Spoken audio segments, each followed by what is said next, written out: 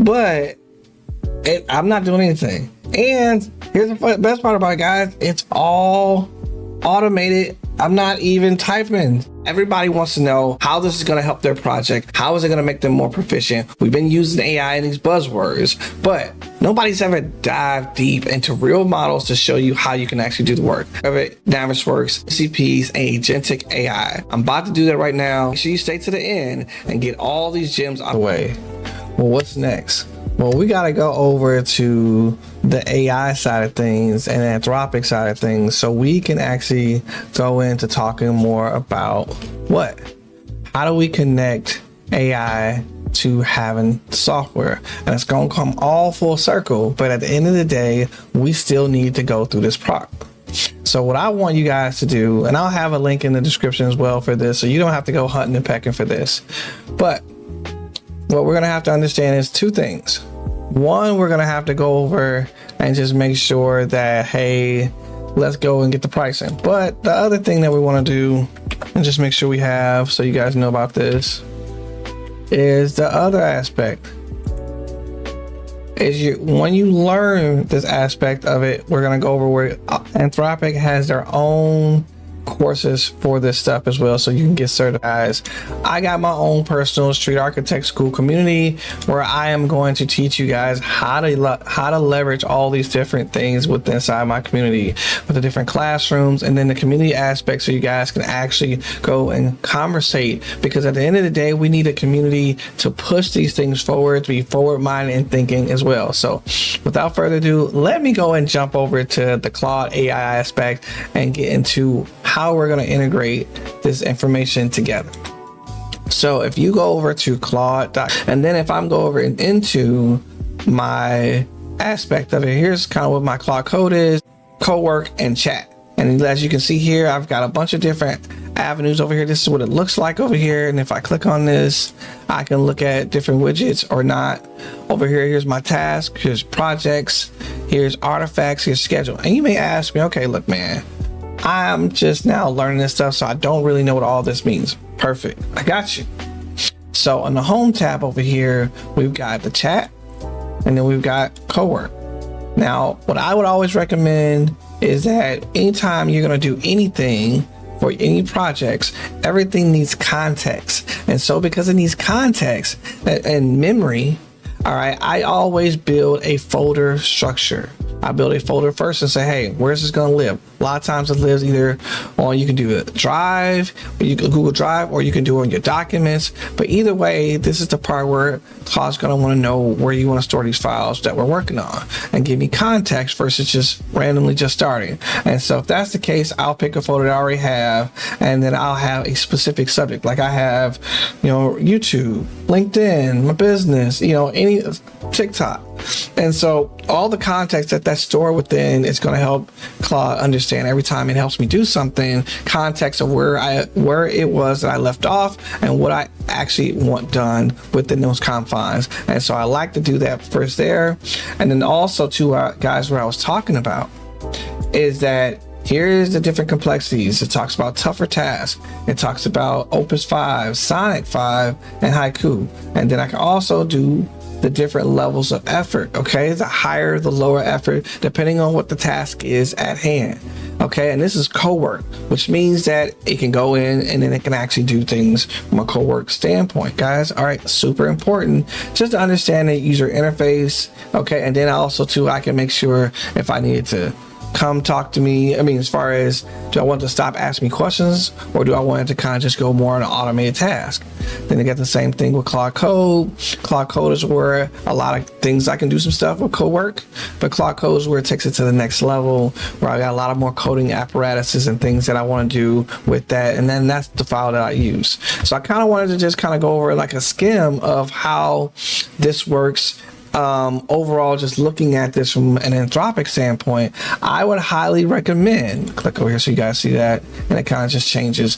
I would highly recommend, guys, that you go ahead and get familiar with a lot of these different apparatuses. I'm going to probably do a video myself that's more expensive than this, but even just with this, I will go ahead and say, hey, let me go over to this portion right here, and then I will go over here to Claude 101. That means that I can come over here to different courses, and then you can kind of just see different ones that you can complete.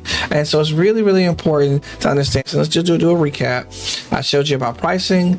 I showed you about what these things means, the different levels, just kind of more of a skin level. And then also, where can you go to look at this stuff, learn the lessons of it, because it's highly important. And I also show my Street Architect community. I'll put a link in the description, so that way you guys can go through, and I'll have classes of how this all connects, how we are going to go and utilize this stuff. But for me as a Street Architect, I want you guys to understand, if you're a beginner or BIM guru, how all these things play, because I don't just teach software, I teach systems and I teach workflows. And I think any software that you are going to utilize, that is the best way to do all this stuff. And our GitHub is going to be right here. As you can see this, let me just go back a little bit. This is going to be the Street Architect. And you can see that I have my different GitHubs and repos over here. And so you'll see that I got this. If I go back just one more, then you guys will see everything else that I got. I've got a family editor, I've got ACC construction intelligence, and then I've also got, like we talked about before, I have the Claude MCP that I customly built. I've got 150 API tools for this element sheets, MEP structural exports, and class detection, all just in the one that I built. All right, so now let's go ahead and click on this. And now what you can see now is, look, everything here. Now remember guys, we're going to take this and we're going to combine this into what we're looking to do with Revit and also with Claude. So as you can see here, here's what I was talking about. Now look, I even gave you a nice little phrase that says, hey, think of this MCP like a USB-C port for AI. And so I've got all these different tools. It'll show you what's inside. It'll show you how it connects. It'll show you, I got the architects over here. It tells you the requirements, the quick start, the config file. I've got all the different tools. So if you go to 150 tools, you'll see this. It says, hey, I've got these tools and queries. I got these tools here and modify and automate. I've got all these different tools that are already inside of Revit. But remember, I'm teaching systems and workflows, not just software. That is the biggest component and difference, because at the end of the day, if you are going to use AI or you use any tool, you are going to know and understand that systems are why people fail. All right. Doesn't matter how you do stuff. Are you using a system that is repeatable, that a human being still has to vet to make sure that everything works right? AI will not solve all your problems if you don't make sure the data and everything else is good. Also, too, guys, down here, if you look at this, says what can you do with this in Revit? It gives you the examples, it gives you the known limits, and then it also gives you prompt strategies. Okay, I don't just want to make sure that you guys just don't have any tools or understand how to use all this stuff. You need to understand exactly what these things are, and these are giving you, hey, I need to set up my role, I want to set up recommended sessions, and then I even give you a prompt cheat sheet here. And then if you go down here to the examples for how to use this, guys, look, I hook you up. You can just copy this here, but all these right here, I got other prompts that you have. So this is a great out of the box thing once you install this. But this is where you want to come, and this is, I just want to show everything that's here. And then I even have resources and everything else, and it talks about this. So now once I come back up here to the top, what you'll see, let me just zoom up here. After you've seen all the stuff that you need to see, what you're going to do right here is make sure that we talked about Claude Code and Claude Code. Everything that we're doing for this particular portion here for the Revit MCP connection will be about Claude Code. All right, and just make sure that you guys understand what even what just the word MCP means. It means, hey, this is going to be a model, and this is what you're going to be able to do, break down in plain code. All right, and it gives context, so it's already going in plain language. Listen to me, model context protocol, which means that it can talk and you can just talk naturally and normally. So what you're going to do is you're going to go over here, it says code, and what you're going to do from this point is you are going to go ahead and hit download the zip. So now once you download the zip file, you're going to see that file come over here, and then you're going to go back over to Claude, go back over to my Claude Code. As you can see here, Now, what I want you to do, if you haven't done this already, make sure you create a project first. All right, more than anything else is so important. As you can see right here, you want to create a project folder so that way you have a directory, and that way all the information goes there specifically, so that when we're doing a session, you can always go back to that particular folder. All right, every time you use Revit, you're gonna be doing a couple things. Okay, you want to make sure, especially if this is going to be routine, you want to make sure that you have a folder, right? Typically either your C drive, or you can use a drive like Google Drive or something. And then on top of it, because it gives you the context and then won't have to start from scratch every time. The second aspect is you want to go ahead and you'll have either a connector and you'll have a skill. All right. And a skill basically is a prompt that's repeatable that we have, that we can utilize all the time if it's going to be repeatable, something that we're going to be able to do. So make sure that you're going to be in a folder first and say, hey, you know what? I want to go to a folder. Most of, like I said before, for me, I'll always go into my documents. That's where I keep a lot of my stuff. But you want to go ahead and do that. Make sure that you have that name for this particular thing, and you can say, hey, this is going to be my, Revit to Navisworks MCP, or whatever you want to call it. But just keep it a folder that's going to be so Revit knows how to do it. And as you can see over here, look, I have all these different projects because I want to make sure that that anything I'm working on is centralized. And so with that being said, make sure it's a project first. Then the next aspect, what you're going to do is hit this plus sign. Then it's going to say, hey, where'd you leave that folder? And first it's going to go to downloads. You see this right here. And then I'm going to hit open, right? And then I'm going to say, hey, I want to clone this folder on my computer, so that way I can connect this to my Claude. And guys, this is going to be for Revit 2027, so make sure you have the software already downloaded on your computer first, not the other way around. And then once you give that information about cloning this file, Claude Code will know what to do. It'll probably take about 10 minutes for this to go happen, but once that happens, then we'll be in business as far as being able to create. I'm telling you, I could go and add some B-roll to this, but it's so important for you to understand that you need to be in Claude Code, not code work, because Claude Code is going to be able to go ahead and write the scripts, the Python, the folder structures, and everything that it needs to do to be able to find all the information. And where it's going to bring it from is from that GitHub and from that zip. And then that's where we're going to have all this information. So this is the next step, is connecting those two things, because once that happens and you're fully connected, then you're going to go ahead, and the first time you open up Revit, then Revit's going to ask and say, hey, do you want to connect this to your Revit? You're going to say yes. And then what's going to happen over here, you're going to see this button. It's going to say add in. And then it's going to see MCP. You're going to see this order here that says Street Architect MCP. And as you start to go ahead and utilize this, what you want to do now is say, hey, let me just get rid of this part right quick. And I want to say, hey, connect to Revit. And then when you say connect to Revit, now I'm coming back over here. You see right here, it's saying I'll check Revit connection. And you'll see, look, using Revit MCP connection, it's telling you right here, this is how it works, right? And so as it's finding the tools that's already built inside of it, look, using Revit now says connected. Here you go. Look at this. It's already telling you, hey, this is what's in here. You know what I'm saying? What's next? Do you want to audit? Do you want to query? Do you want to build? Okay, so it's already giving you an automated fashion, letting you know that this is now a Revit connection. We should have it already to a project. And then from there, if I come back over here, you see how it says, well, it'll give you a number as every task creates. I wanted to have that built in to show, hey, what's going on here. And if I wanted to build it out even more and give different dashboards, I could. But right now, this is basically how you're going to use it. And that's why I gave you the cheat sheet from the GitHub aspect. So this is the entire component. Once you download that, you can go back there to get the Navisworks as well, because what we're going to do is from a workflow perspective, and we're going to be able to have both open at the same time and be able to push information from one Revit software or Autodesk software to another software, because that's how you build systems and workflows. So this is the whole gamut of all these things I'm showing you guys as a step-by-step direction. And so once this is in here and you already see that it's cool, you'll see over here saying it's connected. Now if I want to just go ahead and say, you know what, why don't you give me a wall type audit? So I want to go ahead and do a wall type audit. And look, even just something simple, I can come back over here, or I can just keep this open too at the same time. All right, and it'll go through, look, it's running a skill that I already have.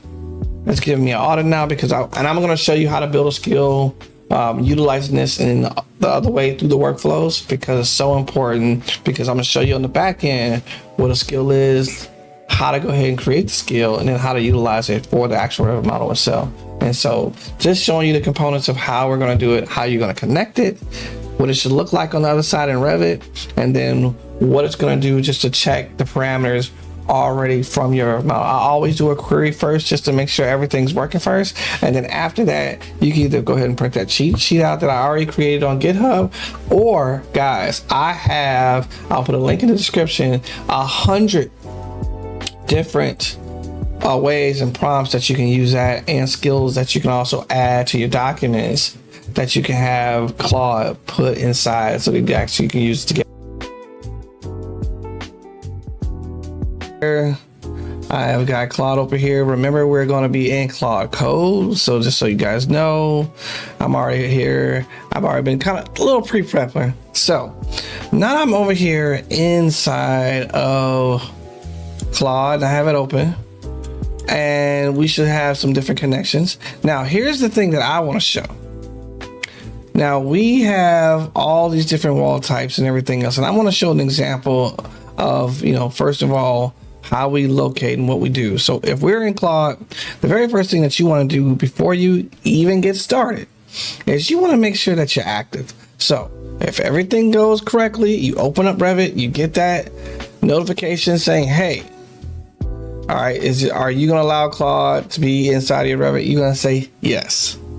And so after that, you should have the component in your tab has add-in. It should now have MCP on. It should have a status, right? And it should have a history. All these are a part of it. It shows the status and everything else. And the reason why this is important, right, is because this is what you're doing. You're making sure that this is all done and saying, hey, are we connected? Because if you're not connected, you can't do any work inside of Claude. So now with that being said, let's just check to make sure that we're good to go. So I would say, hey, you know what? Let's just say, let's do a query about what's in the model. Now guys, also keep in mind, I like to make sure a lot of the things that I do is voice activated, right? So because of that, I will go ahead and say, hey, for me, I have something called Whisper Flow, and I can just go ahead and talk to Claude myself. So I can say, hey, Claude, I want to do a query of just the doors themselves and see if we have fire ratings. So now, okay, I will go ahead and click enter, and I want to just go ahead and get some feedback about the model itself. Now, if it gives you information as far as the model, that's great, because now we have it connected, and that's what we want to do. As you can see right here, it's saying, hey, I have this on a Sonnet 5. And if you watch the previous videos when we talked about Claude Code and what the different efforts and models and stuff like that, the more that we want to get more detailed, we can. But right, and for this instance here and showing a live demo, I want to just make sure first that I'm connected, and then we'll kind of harness and show the power. As you can see here in real time, this is what it's like to be now connected and harness the power of Claude.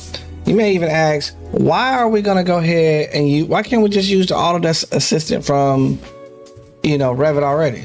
Well, truth be told, it's garbage. And I don't want you guys using garbage. I want you guys to use the things that things are intended for, right? Especially in this community. Let's look at what we just got already. So right now we just got, hey, look, I just did a simple query, and we talked about, it says door ratings, 149 doors, effective instances, and it's telling me, okay, look, these are the type of doors. It says the family has no fire ratings at all. It says structurally can't carry a rating. Okay, cool. But then it's telling me here are the families that we have into the model. Then it's giving me and saying, hey, look, the 116 doors to resolve to a value of non-rated, flanked by design per P series convention or counted 9 door openings instances. But either way, and then it says at the end, which I love, using model-based context protocol, want to have a host wall cross check on those 9 or a schedule puts this into a model flag for all 33 doors. And look, as you can see here, as we give different commands, it shows the history of what we're doing already. So these are just going in real time so you guys can see this information. Now, here's another one. I love this also for system families, okay? And so what I'm gonna do is actually open a separate set of Revit because it's too easy to show you a model that has everything going right. You're coming here so I can teach you when things are not going right, because at the end of the day, utilizing these type of softwares and workflows and utilizing AI, most of the time things are going actually wrong. So in this particular case, let me go ahead and open up a model so we can give a little bit of nuance into this. And so I'm gonna go over here, I'm gonna go project, and right now I'm gonna go ahead and just start off with the basic template they have here. And what I'm looking to do is take information from Revit, blank, this doesn't have anything. I'm gonna show you right down here. I am going to now work off of a spec to create wall types that don't exist yet. You may be saying, well, how are you gonna be able to do that? I'm about to show you how we're actually going to do that, because it's so important to start to harness the power of Revit. And I can go through a million different ways, but I think showing you some components, showing you system families, and showing you how Revit shows up utilizing AI is so important to our daily lives. So there's code checking, QA, QCs. You can do so many different things about that. When I say you can do so many different things about it, look, I can go over into Revit and look, I'm going to show you how I utilize Claude. I use this thing called artifacts, and basically these artifacts for me are to show let me go here. I'm gonna show you from a BIM health perspective. Look at this in real time. I can do a model assessment. All right, I got pull downs. I can go ahead and go for clarifications. I can go and get more drill downs. I can go into geometry. I have, if everything's in place, I can go to naming. I can go further down in this. The point is that I can create something which is a live, basically internal dashboard that I can always pull up just to check model health. And I'm just showing you examples in real time of just different. So let's go ahead and get back over to the model side. Let's go back and get to this. All right, so you can go back over here to my chat. And so now that I have this over here, right? I should open up a blank model. I'm gonna put this over here. Right now, guys, if you can't see it, let me know. And if you got any other questions or anything else, guys, do me a favor, make sure that you're active in the comment section. I'll answer you every single time. And if, like I said before, you want to really get in contact with me, go over to the Street Architect. I also have a Zero to BIM starter guide as well. All I need you to do in the chat is type starter, and that'll get sent to you as well. So now, what are we going to do with this in this example for this live demo? We are going to create a system based off of a spec. Okay, so what I'm going to do, I'm going to go over here to the existing project that I already have out of the box, and I'm going to go over to my legend. Now I'm going to go over to partitions. Go up here and type that in. Watch this. Partition schedule. I'm going to go back over here. I'm gonna type partition schedule. All right, so now I'm gonna go to this sheet and look, I'm gonna take something that's already built from another project, and we're gonna see if Claude can go ahead and take all this information and build it without anything from me. So, and I'm gonna be very specific. All right, I'm gonna take all this information, I'm gonna do this. And I'm gonna have fun with it. I'm gonna go ahead and do 2 of them. I'm gonna go over here.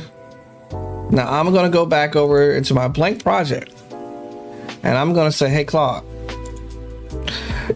I want you to take this screenshot of this wall spec. I want you to build this in my secondary blank project. Project 4. For these wall types, build it out based off the tag name first. Build out all the structure and everything else from this screen. So now I'm in this current project. I am now taking a blank, nothing's in here. It's the fun of doing real live demos to kind of just show an example of what this looks like. Because, guys, we can start laying out ductwork. We can start laying out a lot of different things. But just so you know, I recommend, here's a hot tip, to go through the process together for prompts. And I have a prompt guide too. If you guys need it, just let me know. For all aspects, estimating, pre-con, modeling, QA/QCs, Power BI, Navisworks, you name it. I've built MCPs for it. I've built workflows and connections. So if you guys want any of that information, I'll have it in my Street Architect community. But overall, guys, sky's the limit, but it's all based on you. It won't replace us. It's going to take your knowledge and go through the process of building these out so it can make mistakes, so it can learn, so you can take a prompt and then turn it into a skill. And the reason that you want to turn it into a skill, because now it can become repeatable. Then next you can turn it into an artifact, which you just saw with the model health report. So that way you can see that there's so many different components overall. All right, so look. Now it's saying, hey, be a separate open document in the same session. Yes, that's I need to find a project for. That's what it's going to do, because I got multiple projects open. So it's going to look for that. It's going to now work into that. It's going to say, okay, cool, already active document, checking its materials and wall types. So while this is going on, guys, I'm talking to you. It's working. Look, my no hands. Look, my no hands. I'm just fucking, but I'm not doing anything. And here's the best part about it, guys. It's all automated. I'm not even typing. So that's, now in my other videos, I'm gonna start showing how we can use Jarvis. And that's what I call my Claude. It's got the whole Iron Man setup, and it can talk to me as well too. So I don't want to freak you guys out on this session, so I ain't showing that yet, but I got the whole English accent down, all of it. But what you're seeing right now in real time is that, let me pull this over here so you guys can kind of get a little bit of a look. It's going through. It says, hey, I took the screenshot. I already are the partition types, exactly. Names, thicknesses, and materials. Okay, it's building all 5. Yes, as you can see what it's doing right here. It's in my model. And I'm gonna go all the way down here so you guys can see where it says family. And then we're gonna go over here so you guys can go ahead and say what is going on. And when you come over here, basic walls, I want to get down to the nitty gritty. Look, it built what I was looking for. See the walls over here? It built it, and it's gonna come back. I'm gonna pull it over here now so you guys say, hey, look, now it's done. You don't believe me? Look, it says audit in the wall.